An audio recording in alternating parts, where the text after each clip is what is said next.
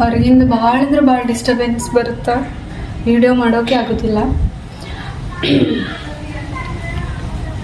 ನಾನು ವ್ಲಾಗ್ಸ್ ಹಾಕ್ಬೇಕು ಅಂದ್ಕೊಳ್ತಿರ್ತೀನಿ, ಆದರೆ ಕಂಟೆಂಟ್ಸು ಸಿಗ್ತಾಯಿಲ್ಲ ನನಗೆ. ಅದಲ್ಲದೆ ನಾನು ನನ್ನ ಸ್ಟಡಿಯಲ್ಲಿ ಬ್ಯುಸಿ ಆಗಿಬಿಟ್ಟಿನಲ್ಲ, ಹಾಗಾಗಿ ವೀಡಿಯೋಸ್ ಹಾಕಕ್ಕೆ ಎಡಿಟ್ ಮಾಡೋಕೆ ಅದ್ರ ಮ್ಯಾಗಿಂದ ಇಂಟ್ರೆಸ್ಟೇ ಕಳ್ಕೊಂಡ್ಬಿಟ್ಟಿನಿ ನಾನು. ಆದರೂ ಬಿಡೋದಿಲ್ಲ, ಯಾಕಂದರೆ ಇಷ್ಟರ ತನಕನೂ ನಾನು 2 ಇಯರ್ಸಿಂದ ಈ ವಿಡಿಯೋಸ್ ಹಾಕೋದ್ರೊಳಗೆ ಭಾಳ ಅಂದ್ರೆ ಭಾಳ ಎಫರ್ಟ್ ಕೊಟ್ಟಿದ್ದೀನಿ ನಾನು. ಅದನ್ನೆಲ್ಲೂ ಗಿವ್ ಅಪ್ ಮಾಡಲ್ಲ. ಒಂದು ಇಂಪಾರ್ಟೆಂಟ್ ಒಂದು ಸ್ಟೋರಿ ನಿಮ್ಮ ಜೊತೆ ಶೇರ್ ಮಾಡಬೇಕಿತ್ತು. ಆ್ಯಕ್ಚುಲಿ ಇವತ್ತು 2026 ಮಾರ್ಚ್ 9, ಇವತ್ತು ಗುರುವಾರ. ಇವತ್ತು ಏನಂತಂದರೆ ಸೆಕೆಂಡ್ PUC ರಿಸಲ್ಟ. ಸೊ ನಮ್ಮ ಮನೆಯಲ್ಲಿ ಈಗ ನಮ್ಮ ಲಾಸ್ಟ್ ಇಯರ್ ನನ್ನ ಸಿಸ್ಟರ್ದು ರಿಸಲ್ಟ್ ಸೆಕೆಂಡ್ PUCದು. ಸೊ ಲಾಸ್ಟ್ ಇಯರ್ ನನ್ನ ಸಿಸ್ಟರ್ ಸೆಕೆಂಡ್ PUC ಮುಗೀತು. ಅವಳದು ರಿಸಲ್ಟ್ ಬಂದಾಗ ಸ್ವಲ್ಪ ಅಂದರೆ ಖುಷಿ ಆಗಿತ್ತು. ಆದರೆ ಇವೊಂದು ತಮ್ಮನ ರಿಸಲ್ಟ್ ಬಂದಾಗ ಸ್ವಲ್ಪ ಏನಾಗುತ್ತೋ ಏನಿಲ್ಲೋ ಅಂತ ಅನ್ಸಾಕತ್ತಿತ್ತು.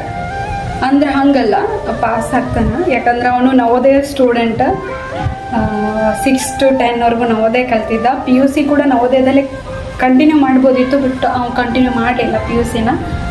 ಆಲ್ರೆಡಿ ಅವನು ನವೋದಯ ಬ್ಯಾಕ್ಗ್ರೌಂಡ್ ಆಗಿರೋದ್ರಿಂದ ಸ್ವಲ್ಪ ಓದೋದ್ರಲ್ಲೂ ಕೂಡ ಚೆನ್ನಾಗಿದ್ದ. ಆದರೆ ಅವನು PUC ಬಂದಮೇಲೆ ಸ್ವಲ್ಪ ಡಲ್ ಆದ ಅಂದರೆ ಕಂಪ್ಲೀಟ್ಲಿ ಯಾವ ಥರ ಅಂದರೆ, ಒಂದ್ಸಲ ಅವ್ನು ಕರೆಕ್ಟ್ ಇದ್ರೂ ಅವ್ನ ಕಾಲೇಜವರು ಅವ್ನ ಕಂಪ್ಲೇಂಟ್ಸ್ ಹೇಳೋಕ್ಕೆ ಸ್ಟಾರ್ಟ್ ಮಾಡ್ತಾಯಿದ್ರು. ಸುಮ್ಮನೆ ಅಂದರೆ ಟಾರ್ಗೆಟ್ ಮಾಡಿದ್ರು ಅವ್ರನ್ನ. ಯಾವ ರೀತಿ ಅಂದರೆ ಅವ್ನು ಸ್ವಲ್ಪದ್ರಲ್ಲಿ ಸಿಗಬೇಕು, ಅವನಿಗೆ ಬೈಬೇಕು ಅನ್ನೋ ಲೆವೆಲ್ನಲ್ಲಿ ಟಾರ್ಗೆಟ್ ಮಾಡಿಬಿಟ್ಟಿದ್ರು ಅವ್ನ ಲೆಕ್ಚರ್ಸ್. ಕಾಲೇಜ್ ಅಂತೂ ನಾನು ಹೇಳೋಕ್ಕೆ ಇಷ್ಟನೇ ಪಡಲ್ಲ, ಅದು ಯಾವ ಕಾಲೇಜ್ ಅಂತೇಳಿ. ನಮ್ಗೆ ಕಾಲ್ ಮಾಡಿ ಕರೆಯೋದು, ಬನ್ನಿ ನೀವು ಮೀಟ್ ಆಗಲೇಬೇಕು, ನೀವು ಯಾವ ಸಿಚುವೇಷನಲ್ಲಿದ್ರು ಯಾವ ಊರಲ್ಲಿದ್ರೂ ನೀವು ಬಂದು ಮೀಟ್ ಮಾಡಲೇಬೇಕು, ನಿಮ್ಮ ಮಗ ಹಂಗೆ ಮಾಡಿದಾನೆ ಹಿಂಗೆ ಮಾಡಿದಾನೆ ಅಂತ ಫೋನಲ್ಲಿ ಹೇಳ್ತಾಯಿದ್ರು. ಸೊ ಇಷ್ಟು ನನಗೆ ಸಿಟ್ಟು ಬರ್ತಾಯಿತ್ತು. ಕೆಲವೊಂದು ಸಲ ನಾನು ಬೈತಾ ಇದ್ದೆ ನಮ್ಮ ಮನೇಲಿ. ನಮ್ಮ ತಮ್ಮನಿಗೆ ಇಷ್ಟು ಬೈದಿದ್ದೀನಿ ನಾನು.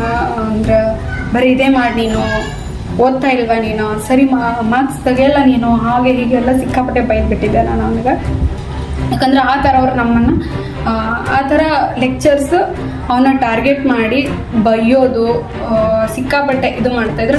ನಮಗೆಲ್ಲೋ ಒಂದು ಕಡೆ ಗೊತ್ತಿತ್ತು, ಯಾಕಂದರೆ ಅವನು ಎಲ್ಲೋ ಒಂದು ಕಡೆ ನಮಗೆ ಗೊತ್ತಿತ್ತು ಅವನು ಯಾವ ರೀತಿ ಇದ್ದಾನೆ ಅಂತ. ನಾವು ಮೊದಲಿಂದನೂ ನೋಡ್ತಾ ಇದ್ವಿ ಅವನನ್ನು. ಯಾಕಂದರೆ ನವೋದಯದಲ್ಲಿದ್ದಾಗಲೂ ಕೂಡ ಅಷ್ಟೊಂದು ಕಂಪ್ಲೇಂಟ್ಸ್ ಇರಲಿಲ್ಲ, ಯಾವುದು ಕಂಪ್ಲೇಂಟ್ಸ್ ಇರಲಿಲ್ಲ. ಮತ್ತು ಪ್ರೈಮರಿಯನ್ನೆಲ್ಲ ಒಟ್ಟಿಗೆ ಕಲ್ತೀವಿ ನಾವು. ಆವಾಗಲೂ